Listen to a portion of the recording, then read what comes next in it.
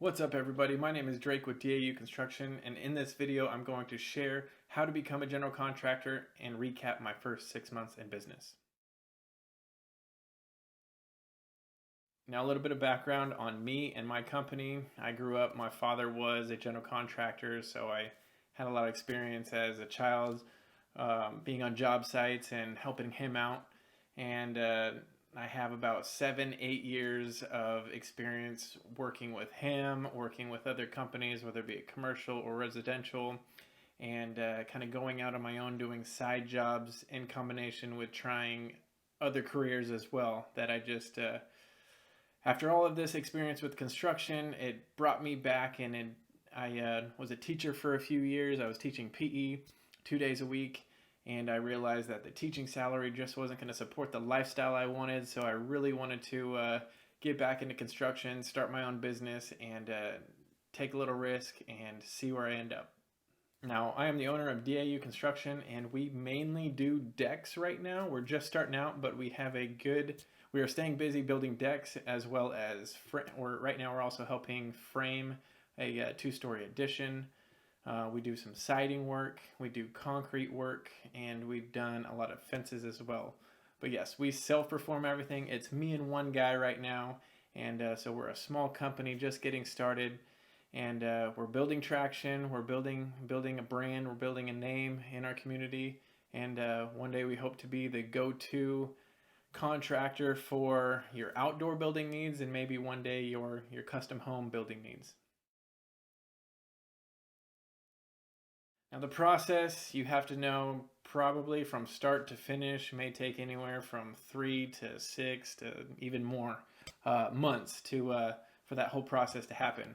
And the first thing you need to know before you even consider applying for that application is to have verifiable experience, and that's journey level experience. And I believe you need 4 years. Now there's plenty of other videos to kind of show all the details about how to get a contractor's license, but I'll briefly talk about the rest. Submit your application to the Contractor's License Board. Make sure you pass a background check. Then you're going to pass a 2-part contractor exam, and that's a legal portion. And for me, it was the General B, but that can be your special. You could be a landscape contractor, you can be a drywall contractor, you can be all those different options, and you're going to have to pass a test with that specialty contractor number. And then after you say you get that far in the process, you are going to need to submit your general liability insurance and bond to the CSLB to have an active license. And now general liability and bonding insurance, that's, I didn't know the difference going in, but I can kind of explain what it is now. And the bond is to help protect the customer, and the general liability insurance is to protect the contractor. So let's say you have like an unfinished job, or the craftsmanship just wasn't up to par for the homeowner. That homeowner can sue your bond. Now, general liability insurance, that covers accidents. That you definitely want to make sure you have insurance, because accidents happen and you can't control all the variables. So make sure you have good general liability insurance. I believe it needs to cover like $2 million in damages, but yes, accidents happen, whether it be an injury or damaging something on a job site. So make sure you are current on those. All right, now let's dive in and talk about the business side. Now, first on the business side, I want to talk about scheduling. Scheduling for a contractor is hard. The schedule sometimes controls you, so you want to make sure that you have tools in place to stay organized. As I mentioned, or as I will talk about here soon, was having QuickBooks. That is great for staying organized with all of your customers, your leads, and your estimates and your invoices.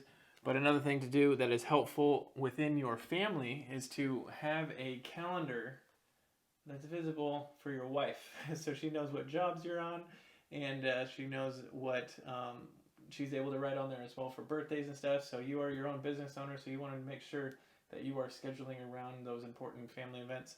And also this board over here, that is my lead board. It's just a good visual for me to have, and when I write things down, it helps me remember, like, hey, I need to make sure I am communicating with that lead as far as scheduling a time to come out, and um, what project they have, and where are we at on the status. So that status is going to, hey, did I send them a quote yet, or did I call them back yet? But that helps me as a visual to basically stay organized with my scheduling. All right, now back to QuickBooks. This is such an important software to have, whether you've been in the industry and you've been old school for a long time. It's not hard to, I don't believe it would be hard to make the switch back. If you're a new contractor, definitely recommend getting it QuickBooks software or a similar software to help you stay organized. The best thing about it is you write estimates, convert it to invoices, and you can get paid on it. You can hook your bank up to it, and you can track your tax information for your write-offs, your tools, your I believe it's a gas mileage, but yeah, you can definitely track all that in one place. And it's also gives you a good overview of your whole business. What profit margins are you at? How much are you spending? Just everything you need. I could spend hours talking about how grateful I am for the software, but just go out there, get it, play with it, and get plugged into that software to help you stay organized in your business. Now, I imagine this has changed dramatically over the past 20 years with social media in place. So, for advertising, I am very lucky and fortunate to have a good network of word of mouth referrals. When I was teaching PE 2 days a week, I would be working projects on the side, whether it be fences or decks or concrete, and just posting what I was doing that day. From that little post on social media, whether it be Instagram or Facebook, people would see that, they become aware, and they think, okay, I can hire Drake. He's a trustworthy guy, and he can probably save me some money because he's not licensed yet. But I was always very careful and cautious doing that, and I would do low-risk jobs. But yeah, it's definitely not advised to do any work without a license. But yeah, anyways, back to networking and advertising. Posting on social media is very important. Get LinkedIn on Google. Google is very helpful because if, let's say, there's just someone who's in need of a deck, if you search deck builder in Cameron Park, DAU construction pops up. So I specialize in decks, and so that's what I want to pop up on Google. So I want to be the go-to guy when someone's looking for a deck in my area. I want to stay local. Also a place to have reviews. I got a link to your website. It has your phone number on that, so be available on Google for people to find you. Then make sure you have a decent website. I definitely need an improvement in my website, but I would definitely think a website where people can contact you on your website would be helpful. I don't have that yet. I'm trying to figure that out, but I know I need to get on that. Network with other contractors. I've been fortunate enough to be reached out by 2 other contractors so far about work, and they're going to subcontract to me. So that's they specialize in other things, or they kind of oversee the whole project and manage people. And then they call me for whether it be just siding or concrete or fences or decks. And that's what they can call me because they know we're going to do a good job for them. Get a logo designed for brand recognition. Now, this wasn't something I did right away. I just got my logo done probably 4 months into the business, but I needed something for someone to recognize, hey, what our company's is established, and we need to get our name out there. So make sure you get a nice logo. Get it on your wear shirts. Get them on hats. I made plenty of these, and the best way to do this. Here's a tip. Okay. Go to a sports, like an East Bay or a website where they sell blank hats. Okay, then buy all the cheap hats. I got these shirts for like $5. I got these hats for like $7, and then I just paid an embroidery and a t-shirt maker person to put it on, and I saved a lot of money than going to those other websites that I won't say the name. And then also hand out business cards. That's obvious. Make sure you have your business cards readily available. I have handed out over 500. I'm on my second box. So I got my business cards right here. I didn't have my logo ready in time for it, but that's what I do. Have pictures of your work, okay? Show what you do on your business card. Don't just say general contractor. That's too general. So I want to be known for building structures, fences, and decks, so that's what I have on there. YouTube, I just got started. I never thought I've always wanted to, but I just got started with a YouTube channel. This is video number 4. This is basically, I believe it has so much power to it, because a video can introduce who I am. It can kind of show you who I am before I come to your home, and you can see my personality a little bit. But mainly we post content on our projects. You can see the process of how it's built from a time lapse. I had a time lapse on my last video, and I also talked about the process of building it, and you can see the bones and the framework of what goes into a deck and how we do it, how much concrete we're putting in holes, how we're installing concrete with rebar, gravel, all that kind of stuff that educates the consumer prior to even me coming out. So if you were to watch videos, I think it's a great way to be transparent as a contractor, but it's also great to help advertise. And I know there's a lot of YouTubers out there that are in the construction industry that they're getting free tools just to do a tool review. And so there's so many avenues. I think it's beneficial, and that's why I'm doing it. And I know I have a lot of work on my speaking skills, but I can only improve from here. Now, a lot of time goes into this, so if you are a homeowner out there and you don't respond to your contractor because the price was too high, how dare you? If a contractor is communicating and looks like they spend a lot of time on their estimates, please provide some feedback. Don't just say no. Let's talk about how we can scale back and see how we can make this happen. Or if the budget's just blown, the contractor should have educated you up front prior to even wasting all their time writing up that estimate. But anyways, estimates are a big portion of the business. It's basically what you're going to go off of for your contract when you go into get the job. So make sure there's lots of details on your estimates. I use QuickBooks. There's a template in there for me, and it shows line items for everything that I do for a project. And then you can submit pictures, you can submit a plan, and I know I need to work on making this process more efficient. And the biggest thing I need to just remember to do is, on the phone when they call me, is educate them a little bit. Hey, have you budgeted X to X for this deck already? Or find out the square footage of the project. And basically, you can possibly save yourself a drive if you were to just kind of gather that information over the phone before you show up. A lot of times, people call me for a deck and they say, hey, we want a deck build. I said, okay, I'll be there after work at 5 o'clock. Well, they are out of the know of current economy and prices of what it takes to do construction in our current climate. So I've wasted a lot of time meeting the client, and they thought it was half the price of what it actually takes to get them. So educate your clients before even wasting a drive out there. Make sure that's important.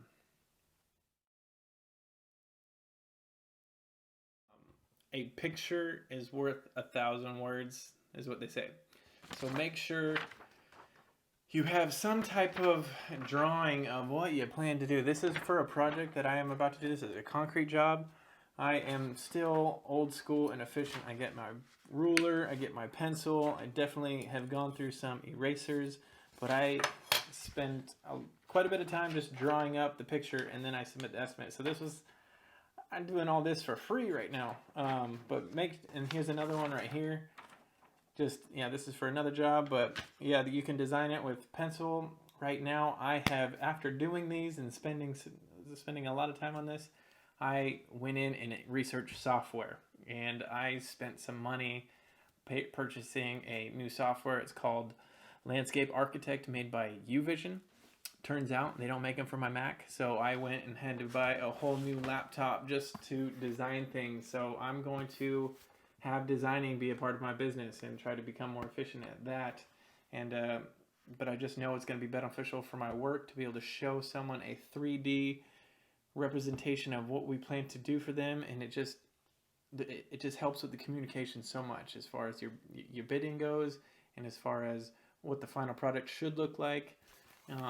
But yes, that software is amazing. I can put that link down in the comments for that software. But I think I think every contractor has to have a sense of design.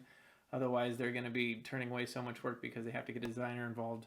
And having a designer, I've used a few, but the rates to come out and get a site survey where the project's going according to your house and draw up the whole project, and then the next process, if you're getting it permitted, get it engineered and sent to the county. But it starts with a design and a drawing, and the software definitely helps. All right, we are nearing the end of this video, but I wanted to just give you an overall recap of my experience so far. At DAU Construction, we've been established for a little over 6 months now. Things are going well. We are busy. I know we've only taken a couple days off, and I've used those days to write estimates, design plans, and work on the business still, so there's not really any downtime from the business. Compared to my other jobs where I've worked 8 hours, clocked in, clocked out, I'm putting nearly 12 hours a day into this business, and I tell my wife I think it's not just a job, it's my hobby, because I'm passionate about it. I'm a passionate person, and I get excited about displaying my creativity and providing an overall finished product that's just beautiful. But yeah, that's my business is going pretty well so far. We started off with a bang with getting a client that hired us to build a large multi-level deck that was over 1,200 square feet, and that's a video I did on, so check it out. That was our first job under the license. Check it out. It was a big one. But we've done, majority of our work is decks, as I mentioned before. We've done about 6 of them. 2 of them have been ADA compliant deck ramps, one for a house and one for that he was wheelchair bound, and another one where it was just an old lady having trouble get up the stairs. So the owner of the complex called me and asked if I can do it, and we helped him out. And those are those rewarding projects. We can help build decks and access to their front door easier. Right now I'm also involved in a 2-story framing addition, so that's going well. I'm also going to post a video on that one. And we've done several fence jobs. I think I'm phasing out of the fences. We'll see. It's been good weather, but I know when those storms comes, my phone rings. And when those fences get blown away by the storms, yeah, my fence business gets busy real quick. So we've done maybe about 6 fences, and 3 of them have been rebuilds, but it's going good. A couple things for advice for starting out in a business is try to become a vendor. Become a vendor for whether it be a condo complex or for a pool company. I'm working for a pool company. They call me to rebuild their fences because they need to tear them down to get their equipment back up, but they need someone to rebuild those fences, and they're quick, but they don't last all day, so they don't quite make it worth it for me and my guy unless we're able to stack them. But it's been working out. We've done a couple for them, and it's good little filler jobs, but it's kind of hard to coordinate with their schedule and their homeowner, and there's just kind of a lot of communication involved, but it's working out so far. One of my biggest goals moving forward in my business is to become more productive. I think I've said that a few times already, but becoming more productive and more efficient with my time is crucial to be successful. And that could be anywhere from buying tools. This is my newest purchase, came in the mail yesterday. This is a Tico gun. This is $400. But it's needed to become more efficient when hanging hangers and getting the job done faster. And it's just it's a good tool to have on site. But acquiring all these tools to become more efficient. I have a tractor that's going to help us become more efficient when it comes to digging holes. But yes, time is money, and I want to make sure we have everything going and being as productive as possible. I hope to become the go-to general contractor for custom home builds one day. But right now, that's not it. I am very happy and proud to be a deck builder. I really want to fine tune the process of building a deck, building high end decks, from whether they be high end, multi level, composite railing, custom decks. We really enjoy it, and the final product is just awesome. You're helping out a family spend more time outdoors, and it basically adds another dimension to their house, and it's every time we leave there, the client is always very happy with their new deck and space to hang out. And with these new composite decking materials out there, there's just so many options, and it lasts a lot longer, and it's a great business to be a part of right now. Well, that wraps it up. I hope you thank you for staying to the end and watching this video. I hope it was helpful if you are considering becoming a new contractor, and giving you some insight of where to start and how to organize your business with software and scheduling and stuff like that. I've fumbled through it already, but I thought it would be a valuable video to share for any other new contractors who are thinking about getting their license. And I hope you like. If you do, please subscribe. Send me some comments. Ask me some questions. I'll be happy to answer, and I will definitely answer any question you might ask. I'm trying to get this YouTube channel going and making it awesome for everyone. So yes, thank you for watching.